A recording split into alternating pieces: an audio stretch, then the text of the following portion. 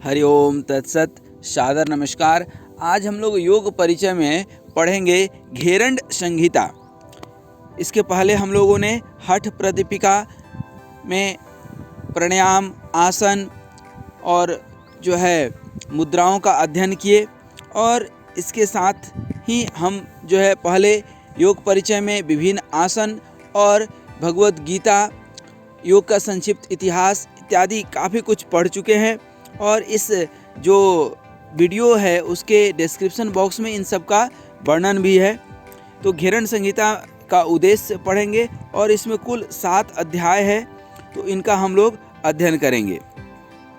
इस घेरंड संहिता में प्रवेश करें उसके पहले हठ प्रदीपिका का हम लोग स्वरूप वर्णन कर चुके हैं, और घेरंड संहिता में भी हठ योग के स्वरूप का वर्णन किया गया है। घेरंड संहिता एवं हठ योग प्रदीपिका दोनों हठ योग के ऊपर ही है और महत्वपूर्ण ग्रंथ है। इस ग्रंथ में महर्षि घेरंड संहिता द्वारा दी गई योग शिक्षा का वर्णन मिलता है। और इसके पहले जो हम लोग हठ प्रदीपिका पढ़ चुके हैं उसमें स्वात्मा राम जी ने वर्णित किया है हठ योग को, और इसी कारण चूँकि घेरंड जी ने लिखा है, महर्षि घेरंड ने लिखा है, तो ये घेरंड संहिता के नाम से प्रसिद्ध है। इसी तरह से वशिष्ठ संहिता भी है, उन्होंने भी हठ योग के ऊपर ही विस्तृत व्याख्या लिखा है। इस ग्रंथ को जिस तरह से स्वात्मा राम जी ने 5 अध्याय में सूचीबद्ध किया है, उसी तरह महर्षि घेरंड जी ने 7 अध्यायों में सूचीबद्ध किया है।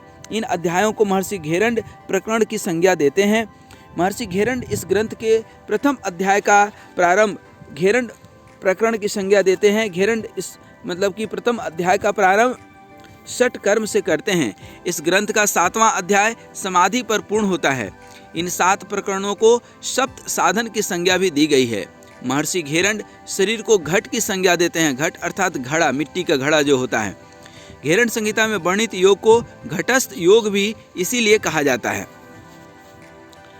इसका उद्देश्य है कि हम हठ योग के बारे में समझें, घेरंड संहिता का विश्लेषण करें और इनके हठ योग को समझने में कितना हम सक्षम हो पाते हैं यह देखेंगे।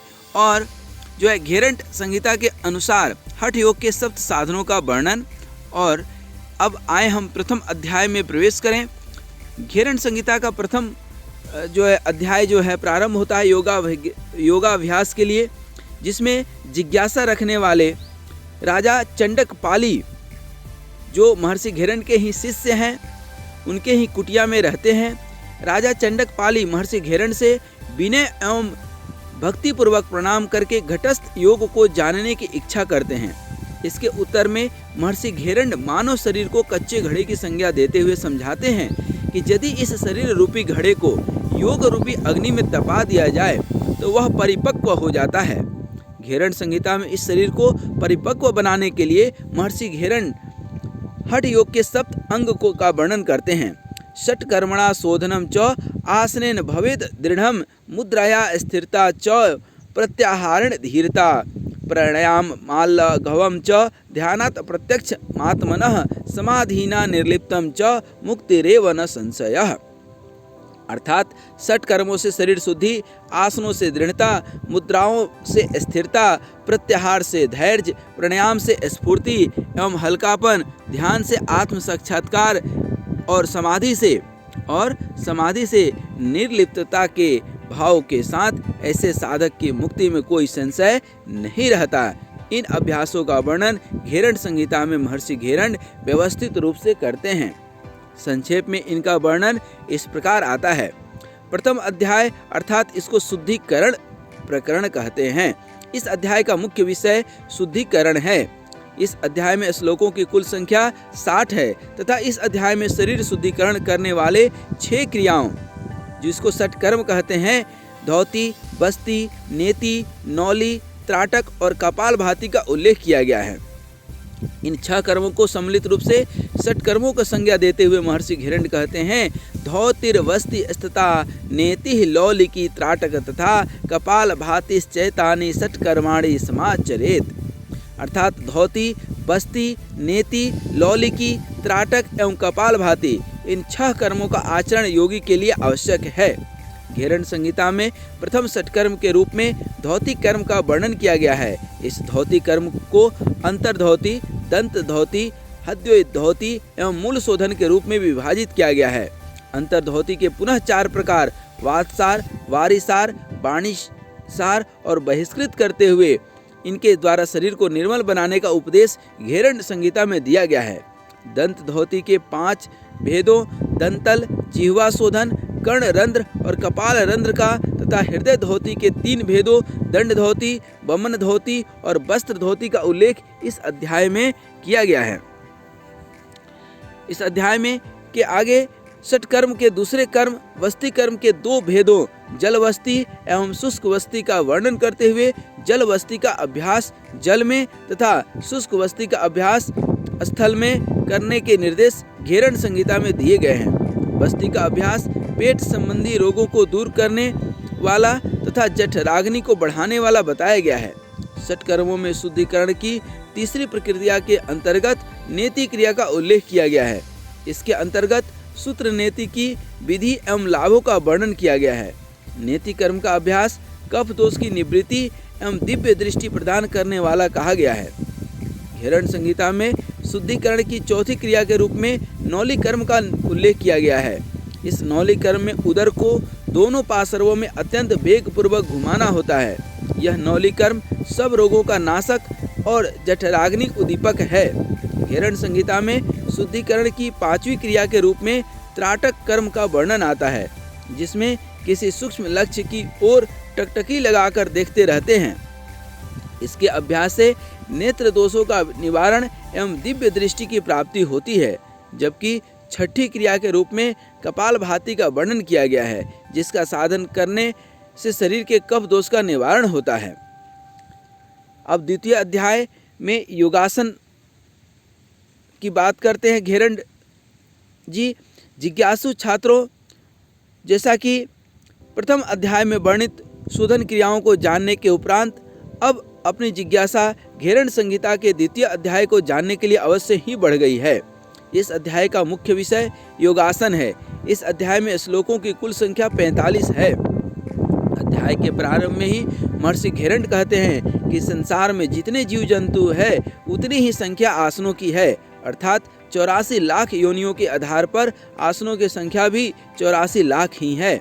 परंतु इन 84 लाख आसनों में 84 आसन मुख्य है। इन 84 आसनों में भी 32 आसन अति विशिष्ट है।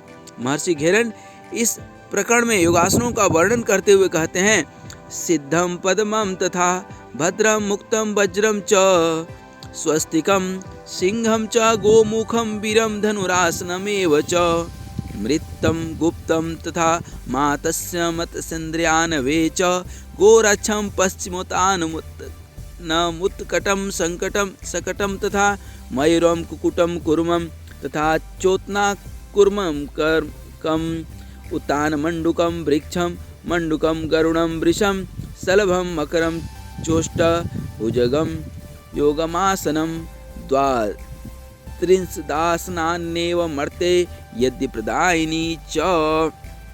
अर्थात इस मृत्यु लोक में जहाँ प्रत्येक मानव की मृत्यु अनिवार्य है, उसकी सिद्धि के लिए ये 32 आसन पर्याप्त है।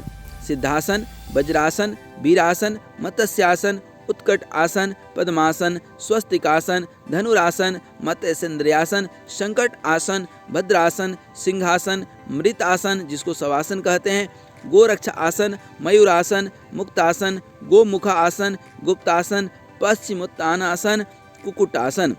इस तरह से अभी हम लोगों ने हठ प्रदीपिका में स्वात्माराम जी का देखा कि 15 आसन है, लेकिन घेरण संहिता में यह 32 आसन का वर्णन मिलता है, जिसमें अभी कुर्मासन, वृक्षासन, मकरासन, उत्तान कुर्मासन, गरुणासन, उष्ट्रासन, मंडुकासन, वृषासन, भुजंगासन, उत्तान मंडुकासन, सलभासन, योगासन।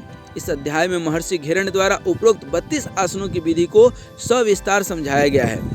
और मैं बता दूं, इस वीडियो के डिस्क्रिप्शन बॉक्स में ही एक वीडियो का लिंक दिया गया है, जिसमें इन सभी आसनों का सविस्तार और सचित्र सहित वर्णन मिलता है। तृतीय अध्याय में मुद्रा एवं बंद प्रकरण का है। घेरण संहिता के इस अध्याय में कुल 100 श्लोक हैं। इस अध्याय का मुख्य विषय मुद्रा है। अध्याय के प्रारंभ में महर्षि घेरण राजा चंडक पाली को निम्नलिखित 25 मुद्राओं का उपदेश करते हुए कहते हैं, महामुद्रा नभो मुद्रा उड्यानम जलंधरम मूलबंधो महाबंधो महावेदश्च खेचरी विपरीत कर्णी योनि वज्रोणी शक्ति चालनी तडागी मांडुकी मुद्रा सांभवी पंचधारणा अश्विनी पासिनी काकी मत डगी च भुज डिग्नी पंच विसंति मुद्राश्च सिद्ध्या यह योगिनाम। महामुद्रा नभो मुद्रा उड्यान बंद जालंधर बंद मूल बंद महाबंद महावेद मुद्रा खेचरी मुद्रा विपरीत कर्णी मुद्रा योनि मुद्रा वज्रोणी मुद्रा शक्ति चालिनी मुद्रा तडागी मुद्रा सांभवी मुद्रा पार्थिवी धारणा अभ्यासी अंबहसी धारणा आग्नेयी धारणा बाह्य विव धारणा आकाशी धारणा अश्विनी धारणा पासिनी काकी मात डंगी और भुज डिग्नी मुद्रा। इस तरह से ये कुल 25 मुद्रा है। फिर से आपको याद दिला दें कि ये घेरण संहिता में तो 25 मुद्रा है, परंतु स्वात्मा राम जी ने 10 मुद्राओं का जो है इसमें वर्णन किया है।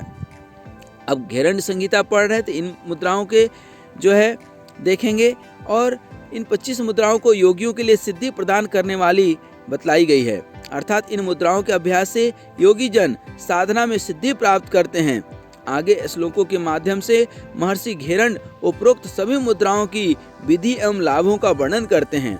इसके साथ साथ मुद्राओं की सावधानियों को भी महर्षि घेरण द्वारा वर्णित किया गया है। इस अध्याय में पहले मूल बंद मुद्रा, जालंधर बंद मुद्रा, उड्यान बंद मुद्रा तथा तीनों बंधों का प्रयोग कर महाबंद मुद्रा की विधि एवं लाभों का वर्णन किया गया है।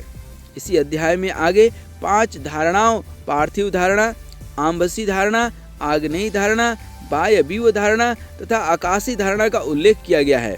तत्पश्चात 16 मुद्राओं महामुद्रा, नभो मुद्रा, खेचरी मुद्रा, महावेद मुद्रा, विपरीत कर्णी मुद्रा, योनि मुद्रा, वज्रोणी मुद्रा, शक्ति चालिनी मुद्रा, तडागी मुद्रा, मांडुकी मुद्रा, अश्विनी मुद्रा, पासिनी मुद्रा, काकी मुद्रा, माता डंगिनी मुद्रा तथा भुज डिग्नी मुद्रा की विधि, लाभ एवं सावधानियों का उल्लेख किया गया है।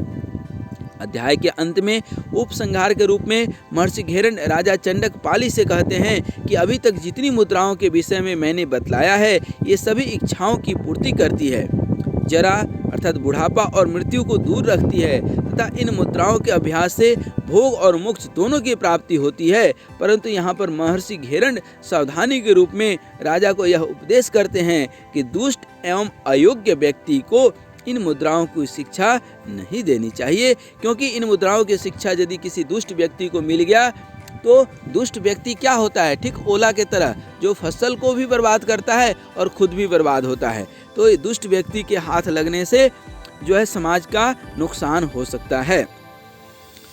चतुर्थ अध्याय में प्रत्याहार के बारे में घेरण संहिता व्याख्या करते हैं। श्लोकों की संख्या इसमें 5 है।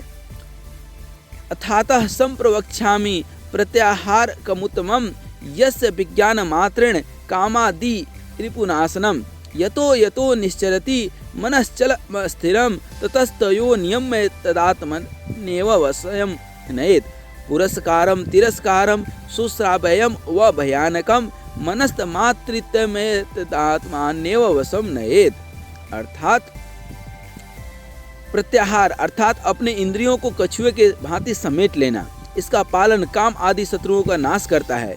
इसे परिभाषित करते हुए महर्षि घेरण कहते हैं कि जहाँ जहाँ चंचल मन विचरण करे उसे वहाँ से लौटाने का प्रयत्न करते हुए आत्मा को बस में करना चाहिए। सुगंधे वापि दुर्गंधे मनोघ्राणासु जायते तस्मात् प्रत्याहार देत दात्मन्येव वशं नयेत् मधुरालकतिता तीरसम गतम यदा मनः तस्मात् प्रत्याहार देत तामन्यव वशं नयेत्। अर्थात सुगंध और दुर्गंध से मन को हटा लें, अर्थात बाह्य विषयों से मन का संबंध हटा लें। घेरण संहिता में मन को आत्मा के वशीभूत करना ही प्रत्याहार कहा गया है। घेरण संहिता के पहले दूसरे अध्यायों में शारीरिक स्वच्छता, शुद्धि एवं बल पर उपदेश करते हैं, जबकि इस अध्याय में महर्षि घेरण मानसिक पक्ष पर प्रकाश डालते हैं। प्रत्याहार का प्रभाव साधक के मानसिक स्तर पर पड़ता है। ग्रंथ के इस अध्याय के अंतिम श्लोक में महर्षि घेरण लिखते हैं कि योग साधक को चाहिए कि वह मन को मधुर, अम्ल, तिक्त आदि रसों से हटाकर वह आत्मा को बस में करे, क्योंकि मन को बाह्य विषयों से हटाकर आत्मा को बस में करना ही प्रत्याहार है। इस तरह से यहाँ पर चौथा अध्याय संपन्न होता है। अब पंचम अध्याय में महर्षि घेरण प्राणायाम के बारे में लिखते हैं। इस अध्याय का मुख्य विषय प्राणायाम है। अध्याय में कुल 98 श्लोक है तथा अध्याय के प्रारंभ में ही महर्षि घेरण प्राणायाम के महत्व पर प्रकाश डालते हुए कहते हैं कि प्राणायाम का साधन करने से मनुष्य देवता के समान हो जाता है। योगाभ्यास करने के लिए अच्छे स्थान एवं समय का चयन भी अनिवार्य होता है। यहाँ पर महर्षि घेरण उपदेश करते हैं कि दूर देश में, अरण्य में तथा राजधानी में बैठकर योगाभ्यास नहीं करना चाहिए। दूर देश से अर्थ यहाँ पर अविश्वास युक्त स्थान से है। अरण्य से अर्थात पूर्ण रूप से निर्जन स्थान से है। राजधानी से अर्थ अधिक भीड़ भाड़ युक्त क्षेत्र से होता है। इन स्थानों पर योगाभ्यास उचित नहीं है, बल्कि योगाभ्यास के उचित स्थान पर प्रकाश डालते हुए महर्षि घेरण कहते हैं, सुदेशे धार्मिके राज्ये सुभिक्षु निरुपद्रवे कृत्वा तैत्र्यकं कुटीरं प्राचीरैः परिवेष्टितं वापि कूपतडांग च प्राचीर मध्यवर्ती च नातियुच्चं नातिनिम्नं च कुटीरं कीटवर्जितम्। अर्थात सुंदर धार्मिक स्थान जहाँ भोजन के लिए खाद्य पदार्थ सहजता से उपलब्ध हो और वहाँ किसी प्रकार के उपद्रव न हो और कुटिया के चारों ओर चार दीवारी हो, अर्थात घेरे के भीतर जल प्राप्ति के लिए कुएं एवं पोखर की व्यवस्था हो, ऐसा स्थान को योगाभ्यासी के लिए उपयुक्त होता है।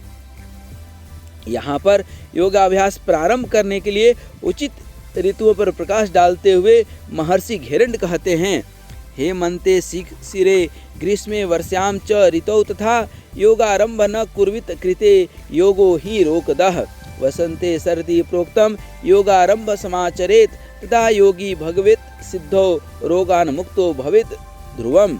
अर्थात हेमंत, शिशिर, ग्रीष्म और वर्षा ऋतु में योगाभ्यास शुरू नहीं करनी चाहिए। इनसे करने से यह अभ्यास रोग प्रदायक हो जाता है। बसंत और शरद ऋतु में अभ्यास शुरू करना उचित माना गया है। इनमें योगाभ्यास प्रारंभ करने से साधक को सिद्धि प्राप्त होती है और रोगों से निवृत्ति होती है। योगा अभ्यासी साधक के लिए पथ अपथ्य अर्थात क्या खाना चाहिए और क्या नहीं खाना चाहिए का वर्णन महर्षि घेरण इसी अध्याय में करते हैं। योग साधक को चावल, जौ का सत्तू, गेहूं का आटा, मूंग, उड़द, चना आदि को भूसी रहित स्वच्छ करके भोजन करना चाहिए। परवल, कटहल, ओल, मानकंद, कंकोल, करेला, कुंदरू, अरबी, ककड़ी, केला, गुलर और चौलाई आदि का साग भक्षण करना चाहिए। कच्चे या पके केले के गुच्छे का दंड और उसका मूल, बैगन, रिद्धी, कच्चा साग, ऋतु का साग, परवल के पत्ते, बथुए और हुरहुर का साग जो है खा सकता है। उसे स्वच्छ, सुमधुर, स्निग्ध और सुरस द्रव्य से संतोषपूर्वक आधा पेट भरना और आधा पेट खाली रखना चाहिए। यही मिताहार कहलाता है। घेरण संहिता के इस 5वें अध्याय में आगे प्राणायाम को वर्णित किया गया है। प्राणायाम के अभ्यास से पूर्व नाड़ी शुद्धि के लिए नाड़ी शुद्धि प्राणायाम का उल्लेख भी महर्षि घेरण करते हैं। तत्पश्चात प्राणायाम को कुंभक की संज्ञा देते हुए अष्ट कुंभकों का वर्णन करते हुए महर्षि घेरण कहते हैं, शहिता सूर्यभेदश्च उज्जयी शीतली तथा भ्रस्त्रिका भ्रामरी मूर्छा केवली चाष्ट कुंभकः। अर्थात शहित, सूर्यभेदी, उज्जयी, शीतली, भ्रस्त्रिका, भ्रामरी, मूर्छा तथा केवली नाम से कुंभक के 8 भेद होते हैं। अध्याय में आगे इन प्राणायामों की विधि एवं लाभों पर प्रकाश डाला गया है। छठा अध्याय अर्थात ध्यान प्रकरण। घेरण संहिता के इस अध्याय का मुख्य विषय ध्यान है, जिसमें श्लोकों की कुल संख्या 22 है। इस अध्याय में महर्षि घेरण राजा चंडक पाली को ध्यान का उपदेश करते हुए कहते हैं, स्थूलम ज्योतिस्थान सूक्ष्मम ध्यानस्य त्रिविधम विदुः स्थूलम मूर्तिमयम प्रोक्तम ज्योतिस्तेजोमयम तथा सूक्ष्मम बिंदुमयम ब्रह्म कुंडली पर देवता। अर्थात स्थूल ध्यान, ज्योतिर्ध्यान और सूक्ष्म ध्यान के भेद से तीन प्रकार का होता है। स्थूल ध्यान वह कहलाता है जिसमें मूर्तिमय इष्ट देव का ध्यान हो। ज्योतिर्मय ध्यान वह है जिसमें तेजोमय ज्योति रूप ब्रह्म का चिंतन हो, तथा सूक्ष्म ध्यान उसे कहते हैं जिसमें बिंदुमय ब्रह्म कुंडलिनी शक्ति का चिंतन किया जाए। इस प्रकार महर्षि घेरण 3 प्रकारों का उपदेश करते हैं। इन 3 प्रकारों में सबसे पहले प्रकार के रूप में स्थूल ध्यान का उल्लेख किया गया है। इसमें शरीर में स्थित चक्रों पर स्थूल रूप में ध्यान करने का उपदेश किया गया है। ध्यान के दूसरे रूप में ज्योति ध्यान का उपदेश किया गया है, जिसमें एक ज्वाला युक्त ज्योति का ध्यान का वर्णन है। ध्यान की उच्च अवस्था में सूक्ष्म ध्यान का उपदेश महर्षि घेरण द्वारा इस अध्याय में किया गया है तथा समझाया गया है कि स्थूल ध्यान से ज्योति ध्यान 100 गुना श्रेष्ठ तथा ज्योति ध्यान से सूक्ष्म ध्यान लाख गुना श्रेष्ठ है। इसके माध्यम से योगी जनों में कुंडलिनी शक्ति का जागरण होता है। 7वां अध्याय यह समाधि प्रकरण का अध्याय है, जो घेरण संहिता के द्वारा 23 श्लोकों में वर्णित है। इस अध्याय में महर्षि घेरण समाधि के महत्व पर प्रकाश डालते हुए कहते हैं कि जो गुरु भक्त है, जिन पर गुरु की कृपा है, वे बड़े भाग्य से समाधि को प्राप्त होते हैं। समाधि को समझाते हुए महर्षि घेरण कहते हैं, अहम ब्रह्मम न चान्यो अस्मिन् ब्रह्ममेवं न शोक भाक सच्चिदानंद रूपो अहम नित्य मुक्त स्वभावान। अर्थात शरीर से मन को भिन्न करके परमात्मा में लगा देने से योगी ही समाधि है। शोक युक्त भाव के स्थान पर आनंद स्वरूप और मुक्त स्वरूप भाव ही समाधि है।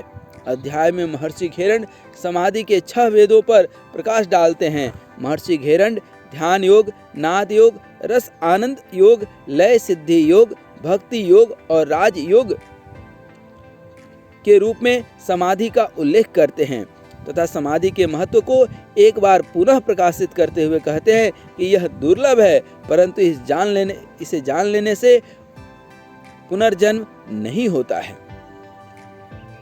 अब घेरण संहिता के सारांश पर ध्यान दें तो यहाँ पर महर्षि घेरण राजा चंडक पाली को दिए गए उपदेशों का अत्यंत रोचक, ज्ञानवान, सरल एवं सुव्यवस्थित संकलन करते हैं। राजा चंडक पाली एक जिज्ञासु भक्त के रूप में महर्षि घेरण से योग की शिक्षा ग्रहण करते हैं। इस ग्रंथ में हठ योग के 7 साधनों को एक एक अध्याय के रूप में बांटकर समझाया गया है। इन अध्यायों का विषय के आधार पर नामकरण किया गया है तथा संबंधित विषय पर स्पष्ट रूप में प्रकाश डाला गया है। उस विषय को समझाने के उपरांत विषय से प्राप्त होने वाले लाभों को भी समझाया गया है। वर्तमान समय में हठ योग की उपयोगिता बहुत अधिक बढ़ गई है। इसका कारण यह है कि वातावरण में भिन्न भिन्न प्रकार के दूषित पदार्थ मनुष्य के स्थूल शरीर में जाकर भिन्न भिन्न शारीरिक रोगों को उत्पन्न कर रहे हैं। साथ ही साथ व्यक्ति की बहिर्मुखी मानसिकता एवं मन की चंचलता अनेक मानसिक रोगों को जन्म दे रही है। ऐसी स्थिति में जब चारों तरफ शारीरिक और मानसिक रोगों की बाढ़ सी आ गई है, इस ग्रंथ की उपयोगिता बहुत बढ़ जाती है, क्योंकि इस ग्रंथ में दिए गए उपदेशों को जानकर जीवन में अनुकरण करके मनुष्य सभी शारीरिक और मानसिक व्याधियों से मुक्त हो करके परम तत्व को प्राप्त कर सकता है, जो इस मानव जीवन का मूल उद्देश्य है। अतः आज हम लोगों ने इस विषय में घेरण संहिता का सविस्तार अध्ययन किए हैं। हठ योग के रूप में हठ प्रदीपिका नामक जो है स्वात्माराम जी का हम लोग पहले देख चुके हैं।